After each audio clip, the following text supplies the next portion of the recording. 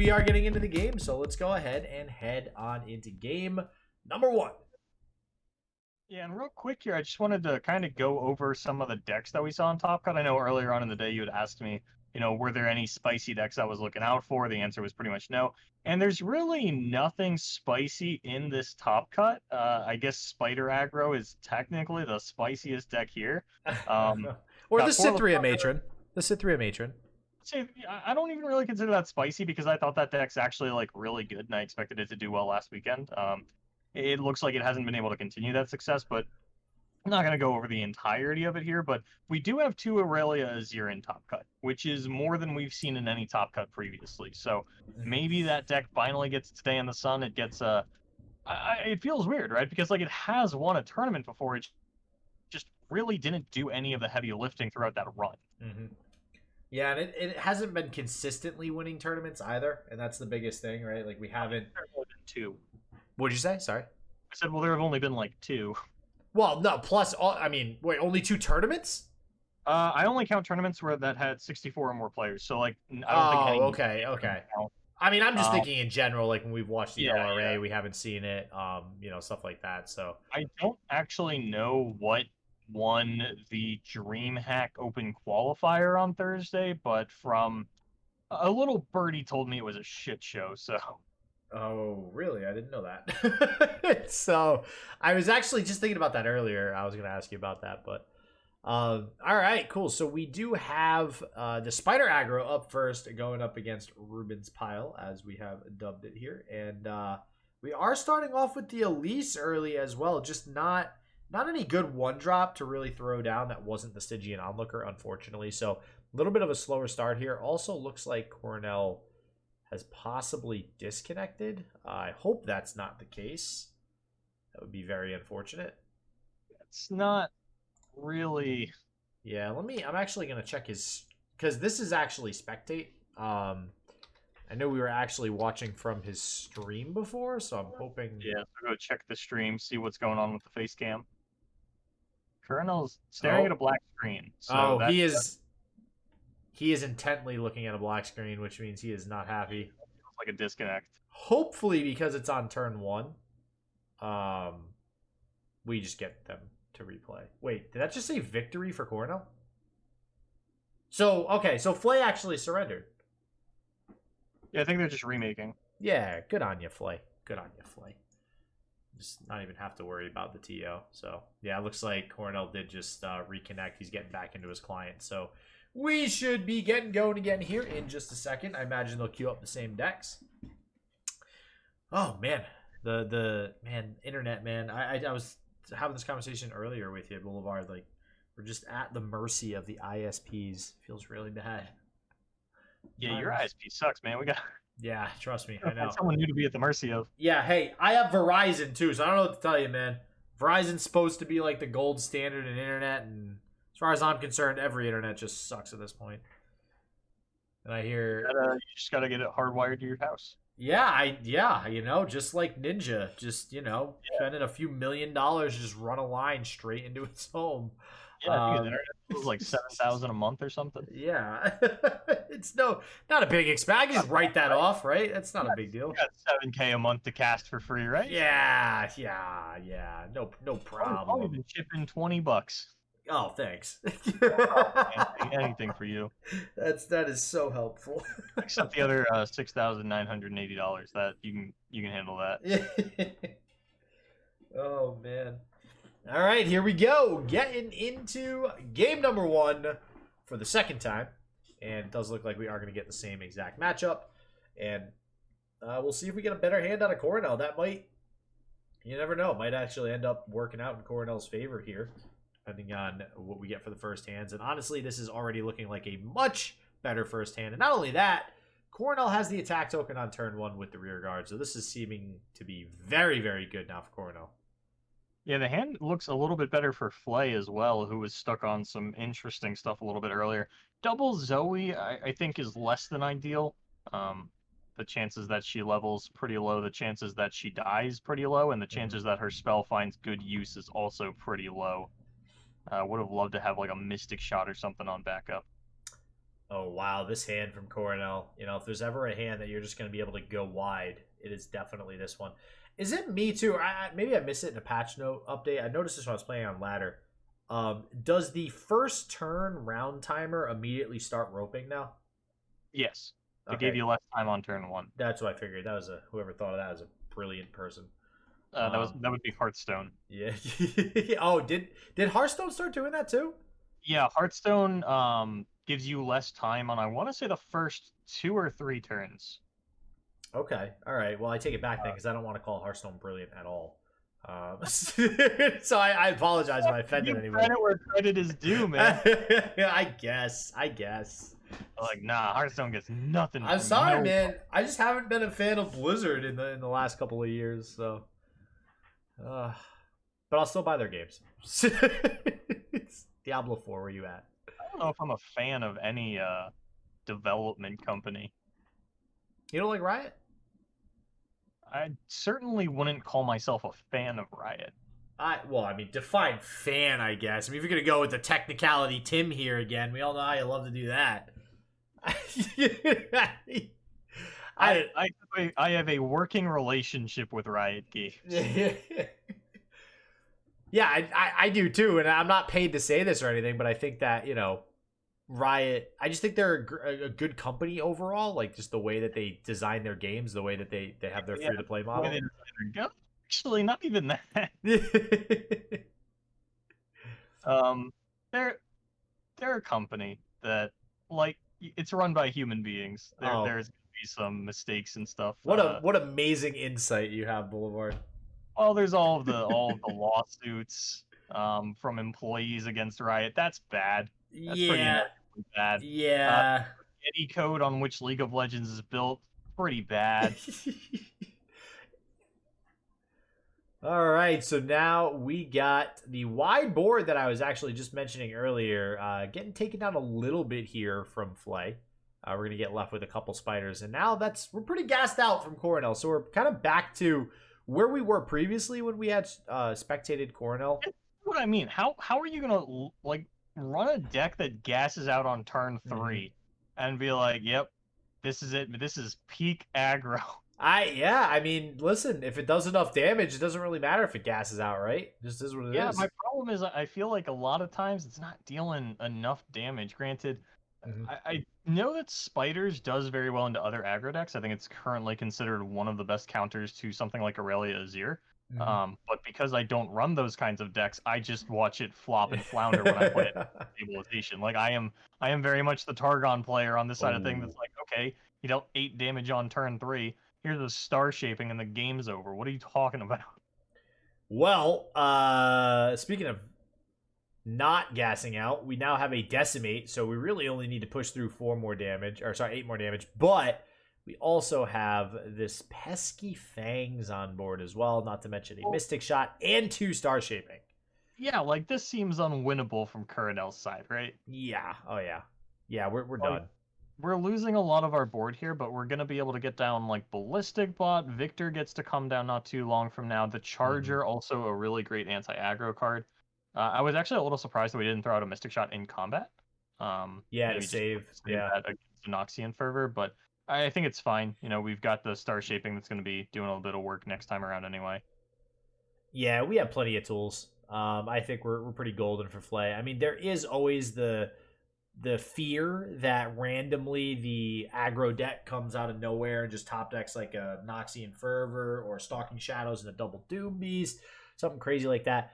This deck, though, Spider Aggro, it's meant to win by turn 5-6, right? If it doesn't have the capability of something like Discard Aggro, where you could top deck a Jinx into a Rocket or top deck Burn or top deck. Like, you don't have those late game top decks like you do in other aggro decks that can push through lethal. So unfortunately, I just don't see a way for Coronel to come back in this. Yeah, there's no like Captain Farron. Yeah, big Noxus finisher that we're gonna get to see. That they are much lower to the ground, which works out, a decent amount of the time. But this is not one of those times. And when it doesn't work, boy oh boy, does it look bad. Yeah, this looks pretty bad. I mean, look at this board. This is a nothing board. Yeah, we're gonna take a couple of trades here, try to push You know, if we're lucky, we push 2 damage on the open, but we are actually very limited in the amount of burn that we have in the deck. It's just Decimate and Noxian Fervor. Sure, Doom Beast off the top would be cool, except, oh wait, no, it wouldn't, because that's not how Doom Beast works. You can't just top deck it and deal 2 damage. You would have to draw Stalking Shadows into Doom Beast, and that might be exactly what we would need to try and get back into this game to fight through these star shapings. Yeah, stalking into double Doom Beast actually would have still been short 5-8. What is that? You gotta count the Doom Beast damage too. Actually, no. So that left on the side of play. 4, 5, 6. That would have been too short still, I think. Really? That's crazy. Yeah, there's oh, not no. drawing. Wait, no, never mind. That would have been lethal. Yeah, no, Stalking Shadows and a double Doom Beast would have been lethal because of the additional attackers on field. Yeah. That's kind of where my mind was going. But like, because we didn't get exactly that, Cosmic Rays is definitely going to clean this up by the time it finally comes down. Got our star shaping off. We got our Mystic Shot to pick off the Arachnoid Horror. Going to get to block Elise. And honestly, one of the things that you have to worry about when you're playing against something like Spider Aggro is, yeah, you can stabilize, but if they're just top decking, burn spell after burn spell off the rip, you do have to kill them fairly quickly for it to actually matter. You start to enter a race scenario where you stabilize, and then you get your one big guy on board that's supposed to be doing something, and Victor is sort of the perfect guy to do that, right? He's going to put you on a 2-turn clock here, Coronel. Yeah, can we actually see it? We're going to see a leveled Victor? Yeah, we're going to see a leveled up Victor in the top cut. Let's go. I'm a happy guy. Look at that. Sometimes you're so easy to please, and sometimes you ask for the world. Sometimes you're like, yeah, Victor leveled up. That's all I needed to get through the day. And then sometimes you're like, all right, I want to see this tier 17 deck come up here and smash That's what I need out of my day. And you're like, oh, it lost to Lysandra. That's fine. It still has a chance to trounce Nasus. I'm like, what are you talking about?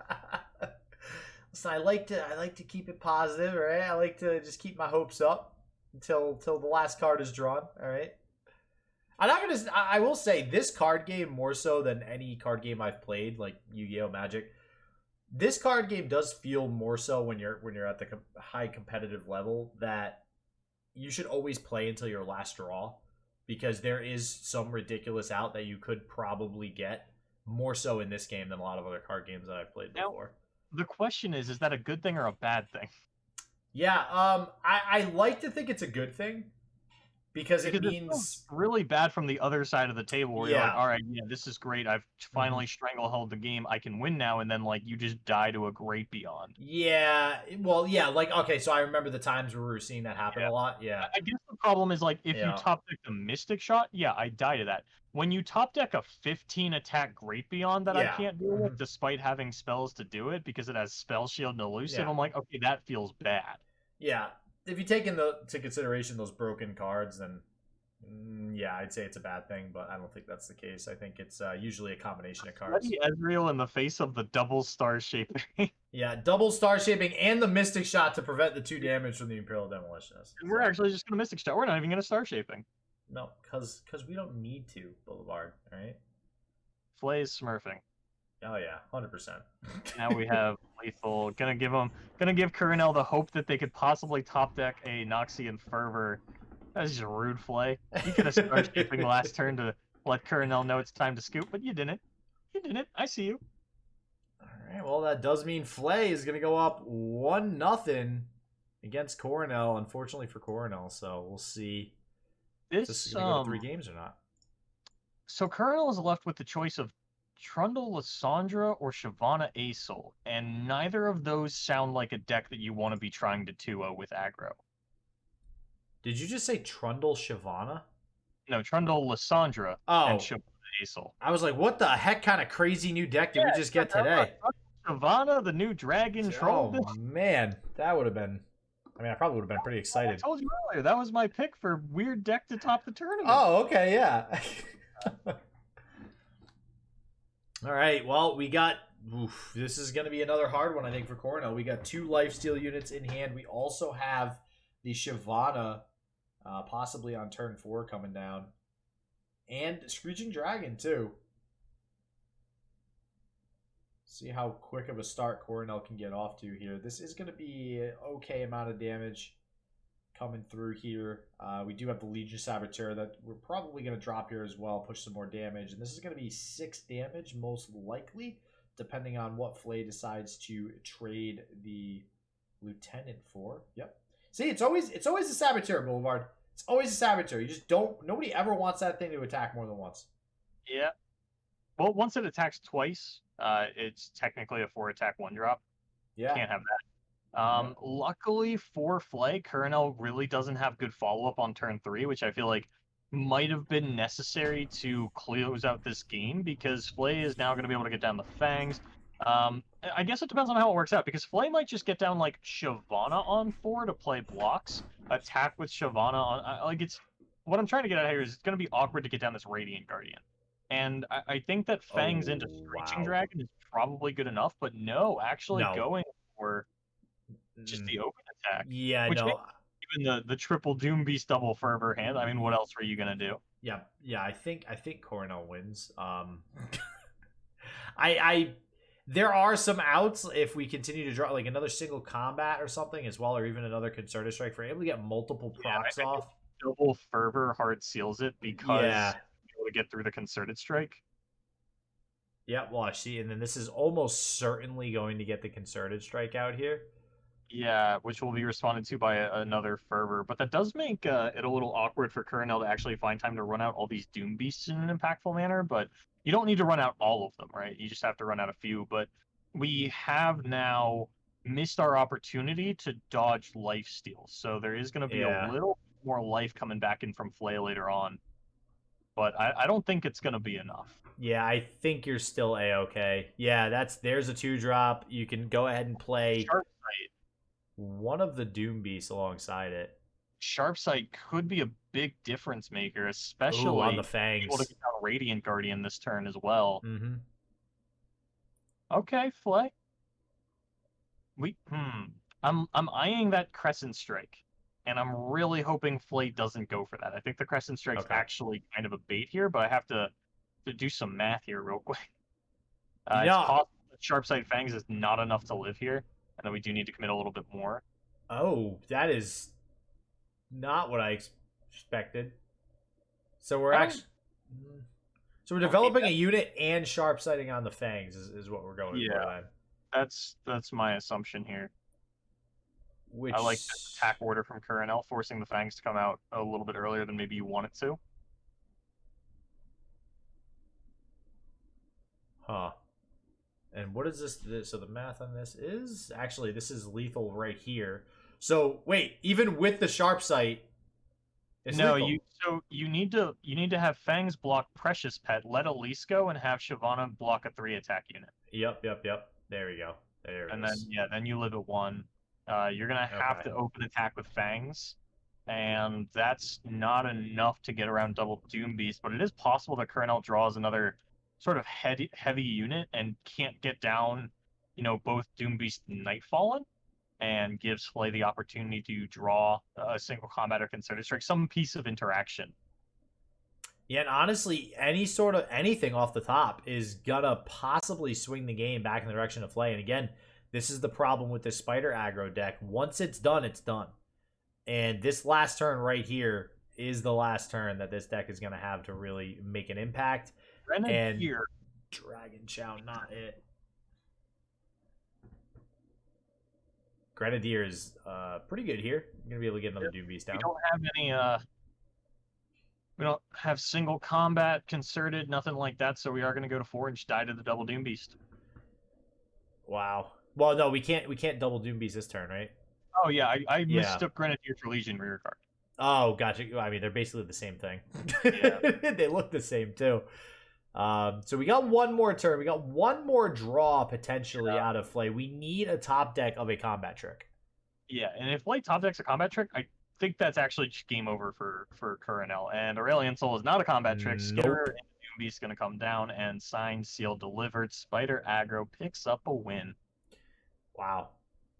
And, honestly, with things like Fangs and Radiant Guardian, you'd like to think this is usually the deck that has a decent matchup versus Spider aggro. It's got a lot of those mid-rangey type units, too, that can combat the board quite nicely early on, but still just not not able to hang on long enough, and Coronel is going to bring it to a game 3 because of it. Yeah, I think that there was a big opportunity for Flay to stabilize there, but the double Noxian Fervor and triple Doom Beast, like, that's just a little bit too much to try and get through. Yeah. Oh, yeah.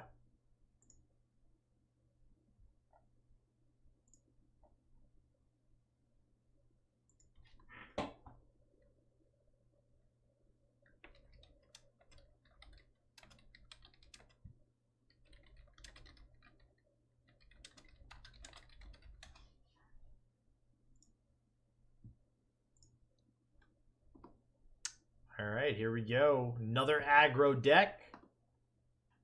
Going up against the same dragon deck of Flay here. And honestly, another low to the ground start for Coronel. We have a lot of these smaller costed units. We're going to get 2 1-drops down, it looks like, this turn. We might even...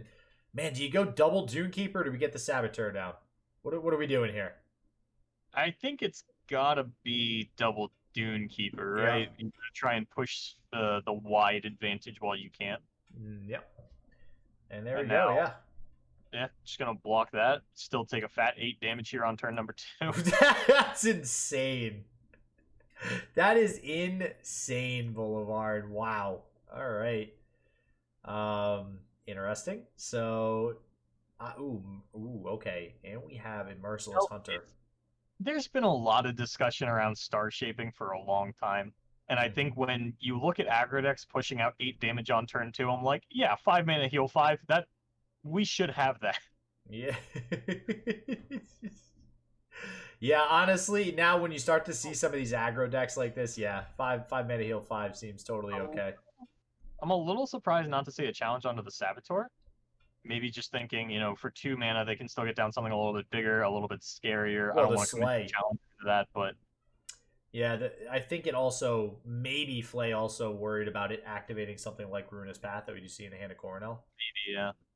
That is something you actually have to worry about here. And honestly, getting a Ruinous Path off that early would probably be pretty bad for Flay. Now, though, we actually can vulnerable the Lieutenant if we want with the Merciless Hunter and actually grab it with one of these Dunekeepers, which seems like a much more favorable trade. Obviously, we're most likely going to get the Shyvana down, though, which is still going to be able to block something like the Saboteur or the Merciless Hunter for that matter. And no, we're going to go with the Legion Saboteur instead.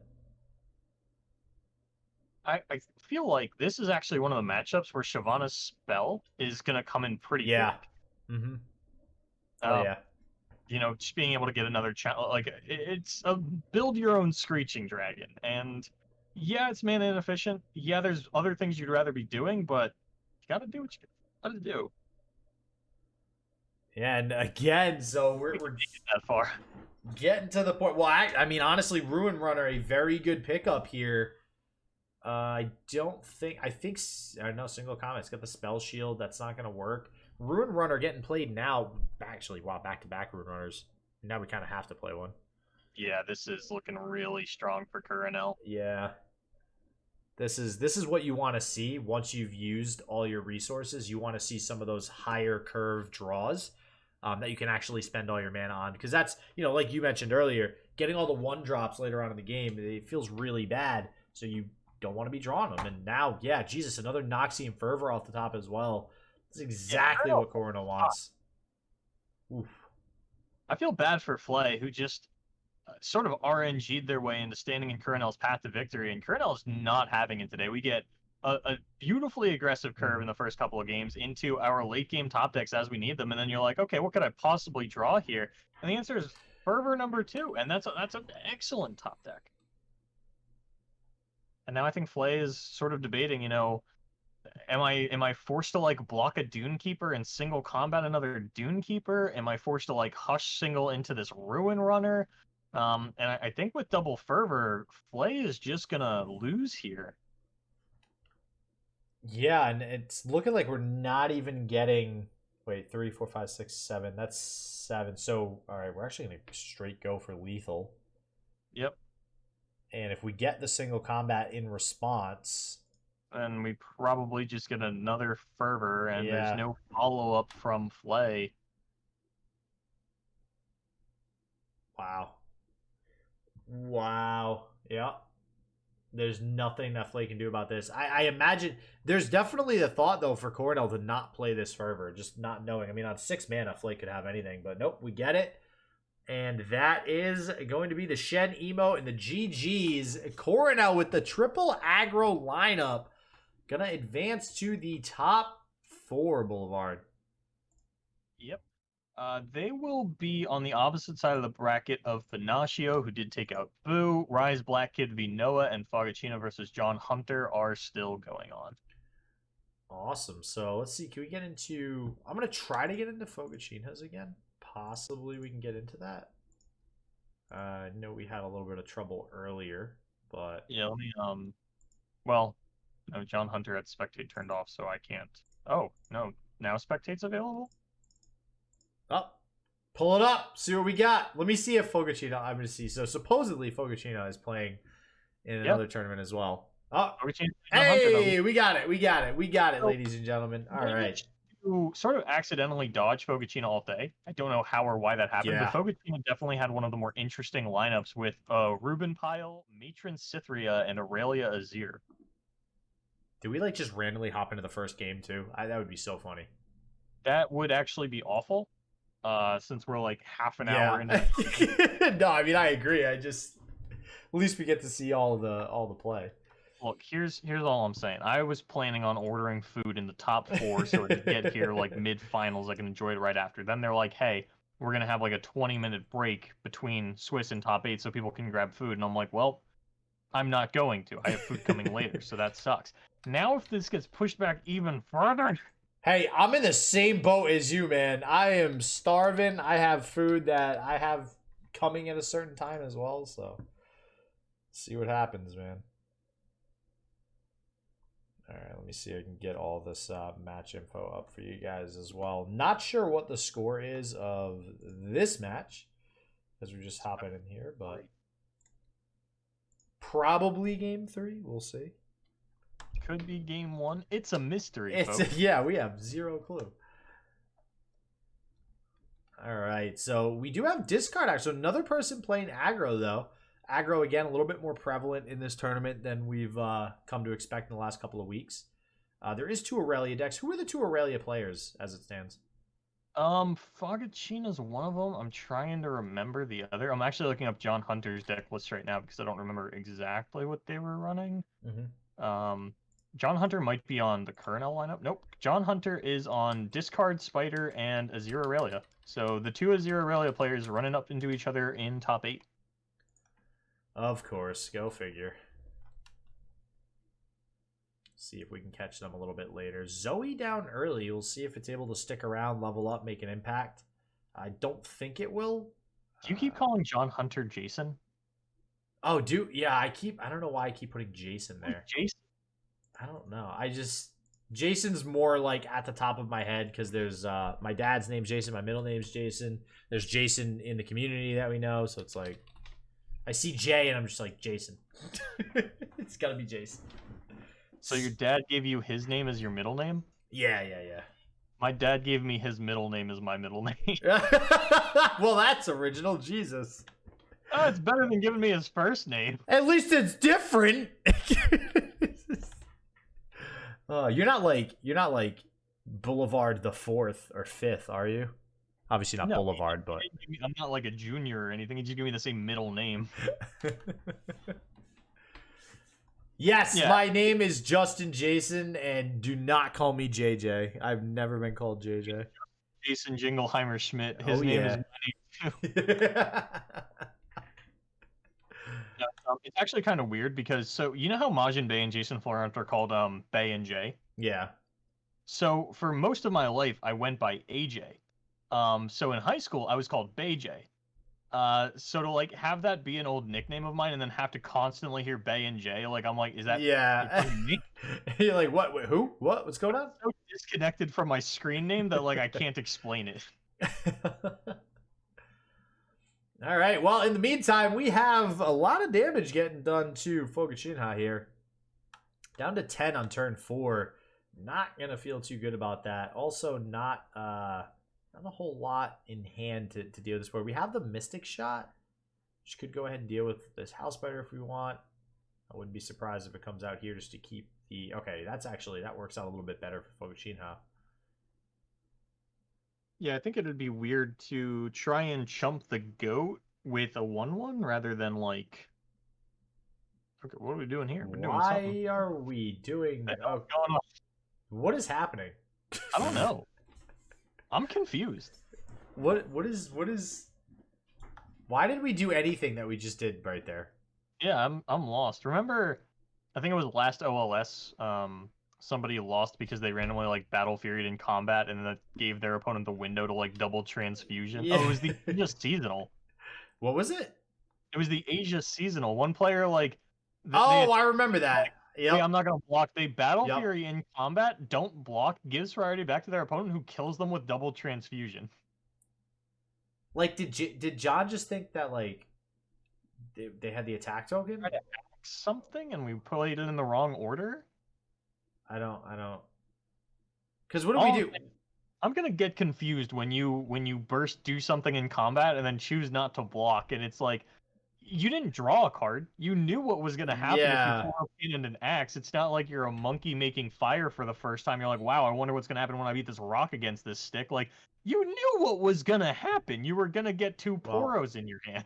All I can tell you is this is setting up for an incredible arena battlecaster turn. This is what we always see, but we are going to get the 1 mana Mystic Shot. What a play from Fogacinha here, being able to get rid of this arena battlecaster again. Yep, the sad Poro emo is right, just sneaking up on people with that Moonsilver, man. Jeez. John Hunter top decks rummage. Nope. No. Or okay, well, Vision. Vision's not bad here if we wanted to just play it outright, but unfortunately, just the rest of our hand not really panning out right now, and I don't know. I don't think this is a good Vision. I mean, it's decent, right? You're gonna push what 2 on the elusive. You trade on the goat with the 1/1 spiderling. I mean, it does some stuff. I'm not saying it's the best thing in the world. Line up first, but even then, I think that between the Hush and the Pale Cascade, you're not going to get as much value out of this as you would have wanted. Yeah. Plus, Vision for 3 ain't great. Nope. Vision for 0 or 1, now that's some good stuff. Yep. Yeah, I'm curious to see if John's going to have enough in the tank to continue on this path here. I mean, if we take... Well... Okay, we're going to hush it. Okay. As it stands, Fogacinha doesn't have a Jinx answer. So all we've got to do is sort of like run out the rest of our board, and we're going kind of greedy here with the Zoe block. It's fine. We didn't like take super greedy blocks and also block like the 1/1 Spiderling with the goat and just beg to get blown out by Vision, but I still think you have to play Vision here. I think killing the Zoe is very valuable. Yeah, I'm surprised with how greedy we went with the Zoe. We didn't block the 1/1 with the goat, but I mean, I guess that works out because now you're not going to get that trade. You take a little bit less damage, so kind of splitting the difference there, mitigating some of the losses. It was a good temperamental play. Like, we even hushed the Draven to block that one. I think the Pale is fine. But the problem that Fogacinha is going to run into now is, like, yes, you have a lot of cards in hand, but here on my side of the spectator, I can see 5 of them. You only have 3 unknown cards in hand. Yeah, there's a bunch of gems in hand. Those aren't great cards, if we're being honest. Yeah. But once again, we see crowd favorite top decked on a turn where you just want to get down your Jinx and try to level it. I mean, you don't feel terrible playing crowd favor right now, though, right? I mean, not terrible until the Equinox comes out of the little super cool star chart. But even that, I don't think would feel bad, just because once again, Fogacinha down to 6. You're pretty wide on board. It would take 3 mana to actually Equinox this crowd favorite, and if Fogacinha doesn't hit Equinox, that's definitely game over. Let's see what we get. What's inside, and it is an Equinox. But like we had just mentioned, I don't know if that's going to be enough. There is still, I think, 7 damage coming in at face, so we do live with Guiding Touch. And I guess, you always open attack, right? You don't summon the Jinx. I think you just go No, I don't think you want to give your opponent the opportunity to play whatever came off of this here. God, that feels so bad when you have a Jinx. Yeah, if you were to play Jinx here and Fogacinha responded with Golden Sister off of the Solari Priestess, that could be a way to lose the game. I think you can be open here. Well, here we go. And this is still pushing... Well, it represents lethal on board. We do see a guiding touch, which I think... Actually, the guiding touch alone will save us. Yeah. And actually, if it wasn't for the guiding touch, I think... Oh, no, technically the Hush would also save us if we really needed to. I think Hush would let you die exactly. Oh, that's right, yeah, because it's only getting rid of one attack on one of the units, yeah. So never mind. So that guiding touch is literally our only lifeline right now. Now, if we played the Jinx, Meteor Shower probably comes down and we do less damage. Yeah. So yeah. No matter how you slice it, I'm pretty sure the open attack has to be correct, just because there are some real punishes coming out of a Solari Priestess pool. Oh yeah. All right, here we go. We're at 1. That leaves us open to a lot of top decks. I'm sure Fogacinha would love to see a Star Shaping right about now, but honestly, I'm not even sure if a single Star Shaping is going to be enough at this point. We need some pretty good back-to-back-to-back draws to start to get back into this. I think you just have to throw down your Jinx here and go for the Augmented on the following turn. If it dies to a Thermo Beam, it dies to a Thermo Beam. You at least still have the refuel. You're still wide on board. Your opponent has very little going on. The Meteor Shower doesn't feel great, but on 8 mana, your opponent's ability to both develop and still have healing is probably pretty low. And I don't know if a Star Shaping in combat on the following turn is going to be enough to save them, especially with an Arena Battlecaster top deck.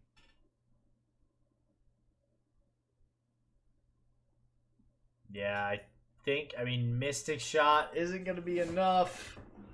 It'll take care of the Arena Battlecaster, though. That's not nothing, but it really does just come down to what's going to come out of this Augmented Experimenter, and we're actually just going to discard the Battlecaster.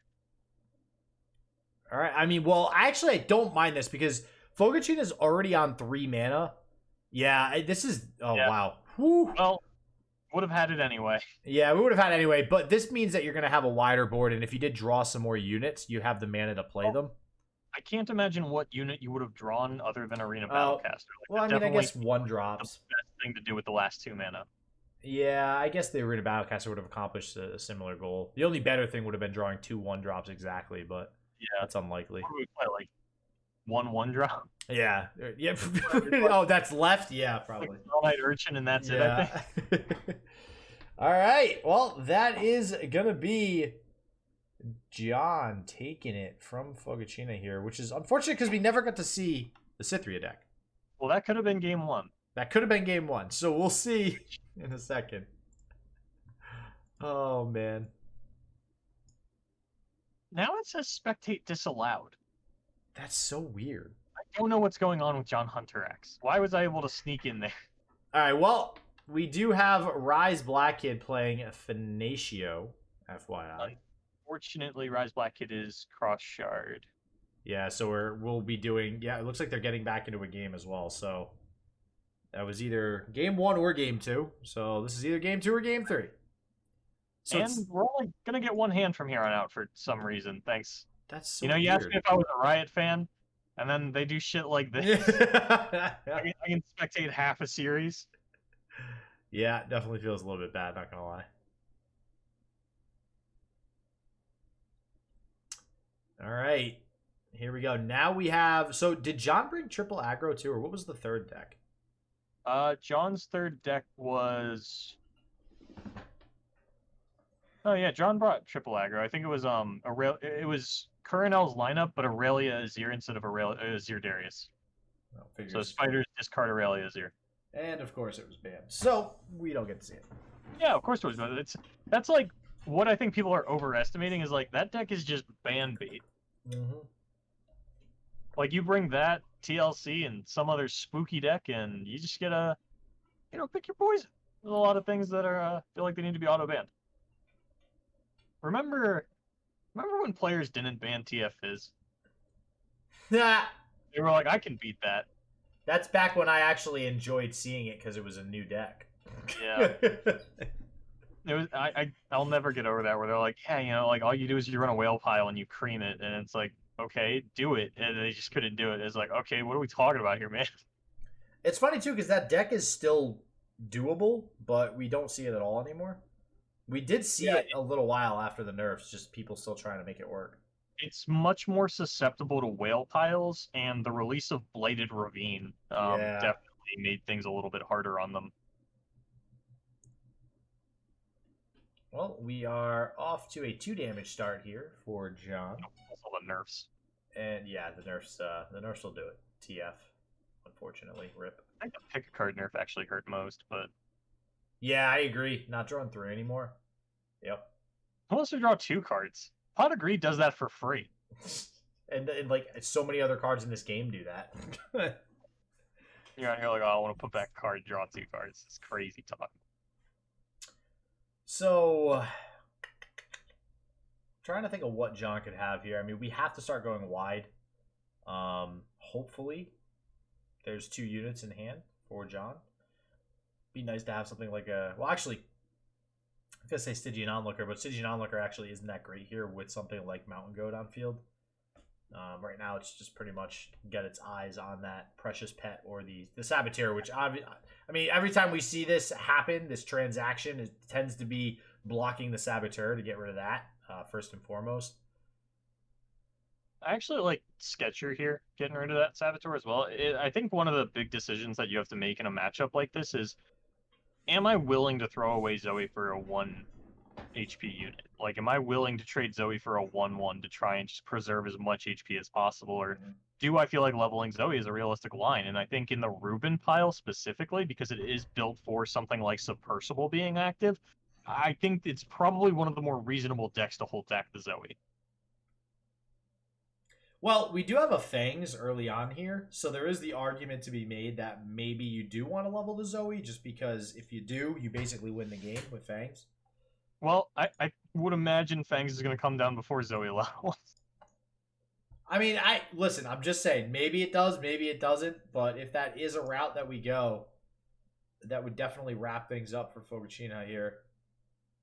Unfortunately, can't see what we grab with that. Seems like an awkward Stalking Shadows, but it is possible that we're just trying to get information on our hand state to decide how we want to play out these attackers.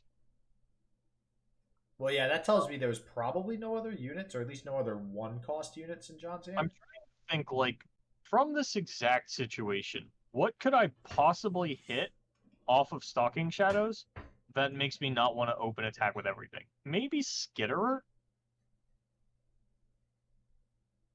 But even then, I'm not. That makes you not want to attack. See, that's the thing, though. All right, especially Spider aggro, you can't really ever afford to not attack. Like, even though the idea is, okay, great, I have a wider board, more spiders for Skitterer, awesome. It never works. I mean, like, no attacks? I mean, something like this, like, hang back your 1/1. I mean, if you had Skitterer, though, and you're trying to maximize Skitterer, I think you hang back all your spiders and you just attack with the Legion Saboteur. If you're really trying to go for that sort of play that you're talking about.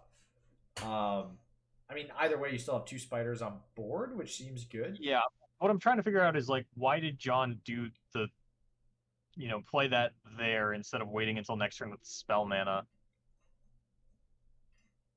Yeah, maybe just a really, really bad hand. I mean, it might just come Some down to aggro that. players are allergic to having spell mana, so maybe that's it.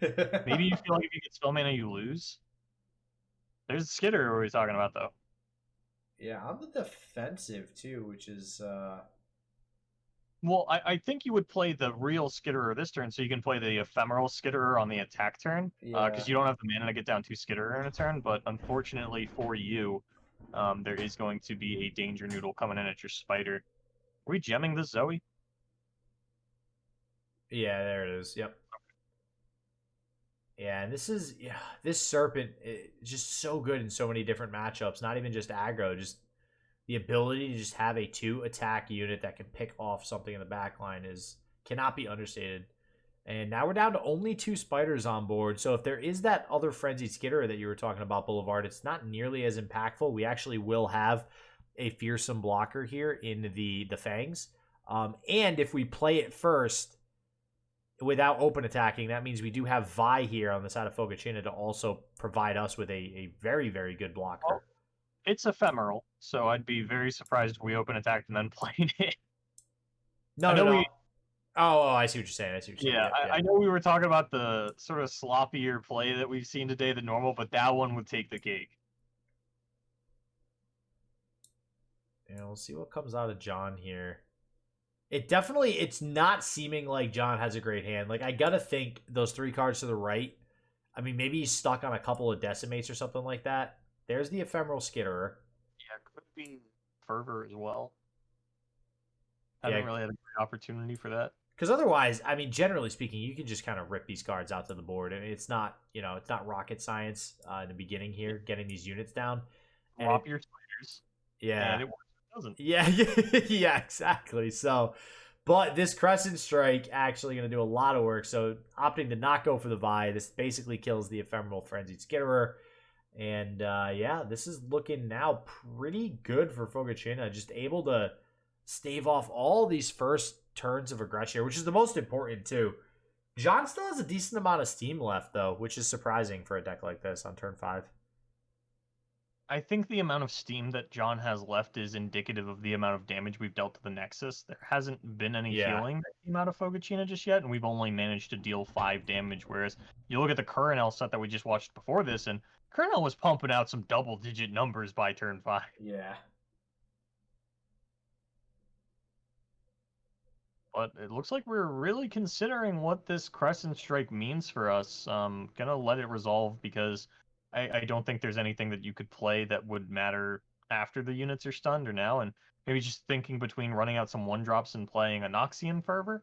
But I think that Stygian Onlooker is kind of exactly what you wanted to have here. Yeah, Stygian, again, I can't express how much I love this card. It's just so good. How appropriately rated this card was when it came out. Yeah, everybody thought it was trash. Everybody thought it was so bad. They were right. Nope, it's amazing, Boulevard. I'm trying to remember who it was. It was someone on Sultans, or maybe even Hydra. For some reason, I want to say it was Sujakhan. And Sujakhan, or I'm not going to say their name again, because like I said, I don't remember exactly who it was, but they were like, this card, everybody's underrating. This is a solid 5 out of 5. You can't all look me in the eye and tell me that a 1-mana 4 attack fearsome is bad. It's okay. It's definitely one of the better 1-drops for Shadow Isle. Ruination Boulevard. That's all I have to say. Yeah, you can get ruinated, but all right, another defensive frenzied Skitterer. Basically, this is just not looking too good for John. This hand is just not panning out the way John wanted, I think, and the way things are going, I don't think John's going to be able to take this game. We only have 4 cards left in hand now. Fogacinha has now a star shaping off the top of the deck. It's going to be rough. I don't think we've seen spiders do particularly well against the Rubin pile. The combination of Targonian healing and PNZ removal is really tough for aggro to get through. And I think that's why, we saw a pretty high presence of aggro today. And I think that's why we've got a couple of Rubin piles here in top 8. And again, a low presence of something like dragons that this deck doesn't do very well against. And I believe that Fogacinha is the dragon player in the top 8. So that makes sense. I'm just hoping that we get to, because was it Fogacinha that had the Cythria build? It was Play was the dragon player, but what was that? Fogacinha had the Cythria build, right? Yeah. Yeah, all right, cool. So hopefully we get to see that. If Fogacinha does take home a victory here, hopefully we get to see that in the top 4.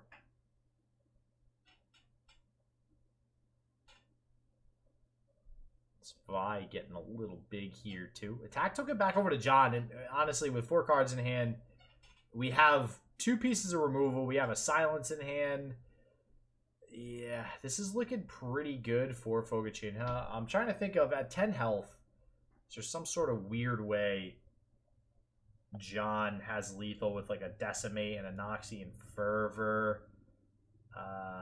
That's 7 damage plus the 1 from the Saboteur. That's 8. That's still just shy. Consider Fogacinha at 15. Well, yeah, that's what I'm thinking. Like, all right, how do we get Foga below, 5 mana, not being able to play Star Shaping, and just like I don't think you can do that, man. I think you got to try to figure out the 15 HP kill. Yeah, I don't think there's any way that we actually work that one out. No, not unless we go for like a super greedy Thermo Beam.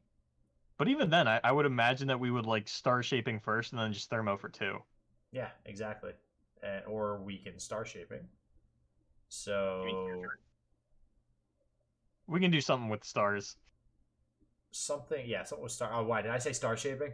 Yeah. No, it's the same thing, Boulevard. Okay, it's We this. can write in the stars. We can look at a star chart. We can shape the stars. We can the constellations. I don't even remember the rest of the Aurelian Soul quote. I just know he screams about constellations. Well, this has got to be the last push from what I'm thinking here. For John, I don't listen. If we hold back the Saboteur and the House Spider, Nonsense. that literally makes there's no reason to do that. Because you never get you're never saving for one more push at any given point. It's just not happening. Like, yes, they could both theoretically get blocked, but I mean, even if you're saving for one more push, I don't think those units attacking on that turn versus this turn makes any difference. Yeah.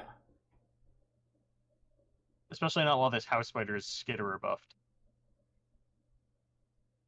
What are we doing here? I don't understand this at all. This makes zero sense.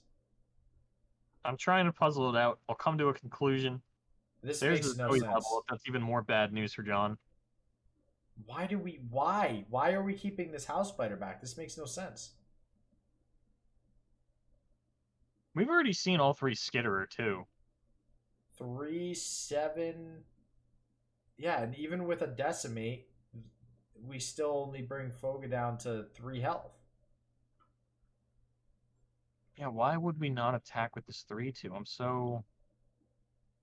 I'm lost, JDoza. What is the purpose? Like, I mean, if we did attack with a 3-2, I imagine we probably would have gotten the star shaping at that point, right? Maybe. Because we wouldn't have gone below 5. But if we didn't get the star shaping, then that's actually game with decimate. Well, we probably would have blocked the spider with the Zoe. Okay, there's the Noxian Fervor. Okay, sure, that's going to put us down to 4. And maybe we try opening with a decimate, and we just say we lose the star shaping. Like maybe that's yeah, because you do lose the star shaping. I would imagine Sub Percival is coming down on the following turn. Of course, Sub Percival is at 5 attack because Zoe is leveled, so that's going to be an elusive Vi, an elusive Zoe, and an elusive Sub Percival coming in for lethal. Another Zoe off the top too. Yeah, this is all right. There's a trickster. Oh, hold on. Well, I mean, I would imagine that's still lethal. It's the same. It's the same thing. Yeah. I was just worried. There it is. Yep. Yeah, we don't even lose to decimate. Double decimate. Noxian Fervor, so this will just be lethal here. Wait, what about double decimate? You don't get double decimate. Yeah, we're just gonna attack. I mean, yeah. So the Nocturne emote. And yep, there's the attack. That's going to be the lethal coming through. And the Shen emotes. And Fogacinha. So John won the first one. Yep. Fogacinha won the second one. We're not sure what game that was. We got soft confirmation from the TO that game 1 that we saw very well could have been game 1. Awesome. Yep. Mm-hmm. Love that. That's great. Well, I guess we're going to get to see game 3 here in just a second. Oh boy, 2 top 8 matches. Let's go. And I imagine the other top 4 matches already well underway, I believe. Let's see here. Hold on, I'm just refreshing. Yep, it looks like we are getting into another game between Foga and John.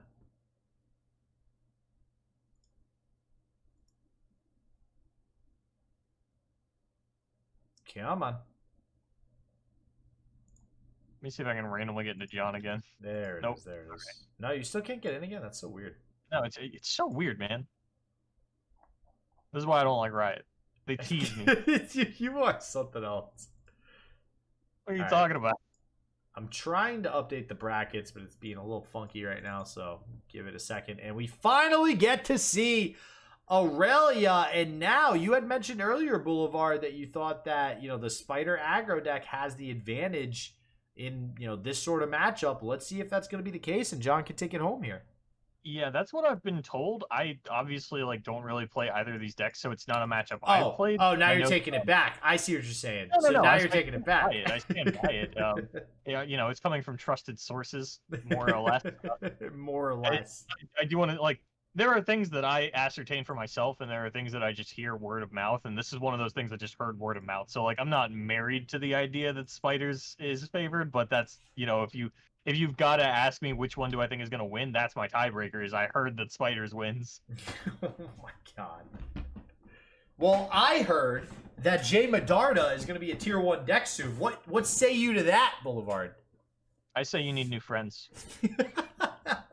You got people out here lying to you, spitting fancies in your ear, telling tales. Oh man. For a second I thought that Dias was an avalanche, and I was wicked confused for so many reasons. Now I have played a lot of this deck, obviously, because it's me. It's an aggro deck. Who would have guessed JDoza played it? It's an aggro deck. I gotta say, as far as aggro decks are concerned, this is. I'm trying to think for a second. I do think this is the most fun aggro deck that I've played in this game to date. There's a lot of very minor decision points that you have to make with this deck that all matter. You have, spell mana that you have to manage properly to use those blades every single turn to get those extra attacks. You have sparring students that you need to calculate how many units you're going to summon, what to get up to. Like, there's just a lot of different variables that you have to worry about. Whereas aggro decks, generally speaking, as I'm sure you would agree with Boulevard, like Spider aggro, me shove stuff on board, me attack. Like, that's the general gist of things, and you just add the numbers together and hope they equal 20. This one you have to think a little bit more, and it's kind of a fun deck to play. So, like, I've played aggro in other games, and I'm just not a fan of things like pirates or spiders, where generally like the 12-1 drive aggro, where like you drop your entire board, you gas out by turn 3, and you either win or you don't. Like, if an aggro deck can maintain cards, that's an aggro deck I'm going to be a fan of, and I think that Aurelia Azir actually does do that relatively well. Oh yeah, 100%. Then you throw in the elusives like Green Glade Duo, it gives it that extra. A lot of times aggro decks just lose to specific matchups. Like Spiders, versus Overwhelm as an example. Overwhelm could probably sometimes take home some pretty easy victories just because it, rushes them down faster. Green Glade Duo in this deck very consistently allows you to beat Overwhelm, assuming they don't have some, vulnerable like Exhaust or something like that to pick it off. And even when they do, you have recalls. You have recalls that you can utilize to go ahead and take that back to hand and still attack with it the next turn. So here we go. I mean, this is a pretty aggressive start here. We have the sparring student at 5/5 right now. And this is a lot of damage coming in. This feels like an ideal situation for Fogacinha.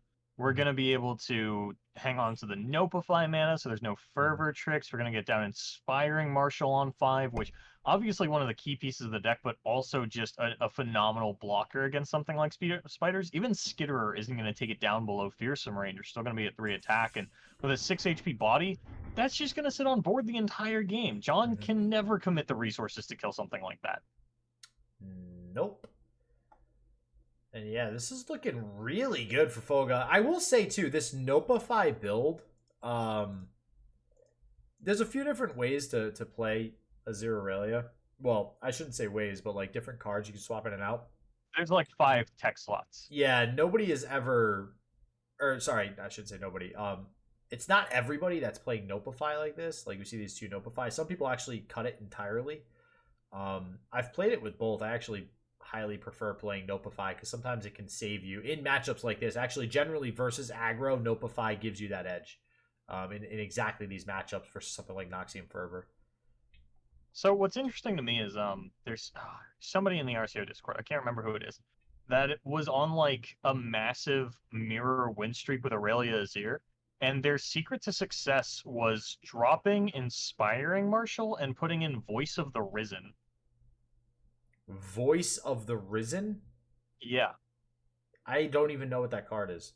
It is a 4-mana 3/5 Shurima unit that says if you have a leveled champion, your allies have +2/+0. Ah, okay. Now I know exactly what card you're talking about. So it's like a pseudo Inspiring Marshal. If you have out a leveled champion, it's a little bit better, obviously, because it'll hit everything. Yeah. including itself. Or sorry, it's a 3/4, not a 3/5. So just getting some more consistent threats, but I haven't fact checked that one. Well, here we go. This is the push. If John can have lethal this turn, then John wins, and I think if John doesn't, then Foga wins. 4, 8, 9, 10, 11. Noxian Fervor does not represent lethal. No, and with double Nopify, I don't think a Fervor is ever slipping through the cracks. Yep. Yeah, so next turn, even if we have like Decimate plus, Noxian Fervor, I think Foga is still in a pretty good spot. Yeah, Drizzoth's right, by the way. I actually played that card. I know what you're talking about with that card now because I played it in a expedition randomly. Okay. It makes sense that you don't need to control the level champion, but you do need to see a level. I was always kind of curious about that because I don't think like the Azir picture on your deck will change, but unless you actually played an Azir, voice doesn't know that you leveled. Exactly. Yep. Yeah. She's like in the back room, chilling on the throne, all leveled up, and she's just like standing outside the temple, like, did he level? I don't know. There's some spicy tech. What? So sharpened. We just had a sharpened resolve played +3, +2, and that is so that's leaving us open to winning with the Noxian Fervor. So we do have these double Nopifies to take care of both those. But if there's a Decimate, John just wins. Yeah, which would be a rather anticlimactic run to this series, I think. But look, I just want it to end. Yeah. I'm fine with an anticlimactic end. Wow, I was not expecting Sharpen Resolve whatsoever. That is huge difference maker there. So when Azir Darius rose to big prominence on ladder, Kuvira was talking about Sharpen Resolve being better than Noxian Fervor because there wasn't enough lifesteal in the meta that really warranted you wanting to run something like Fervor to dip and dodge around that, and instead Sharpen Resolve was going to represent better flexibility and the same amount of damage 9 times out of 10. I do think that has changed a little bit now. I think that there's a lot of Radiant Guardians and Fangs and stuff like that running around, but earlier on in the meta, I definitely agreed. Well, we'll see if we have the Decimate. It's actually only Decimate, I think, that wins out here for John. Otherwise, I mean, we have another... We definitely win on the side of Foga. We definitely win. And really, it should level soon, right? Like, certainly we've attacked with 11 units by now. No, she's at 8. So, not for nothing, every time I play this deck, she does not level as quickly as you think. And there's the Decimate. Okay. Wow. Yep, and that's going to be game. The Spider aggro taking it, and John got to advance with another triple aggro lineup, and that does mean that John is going to be playing Coronel triple aggro versus triple aggro.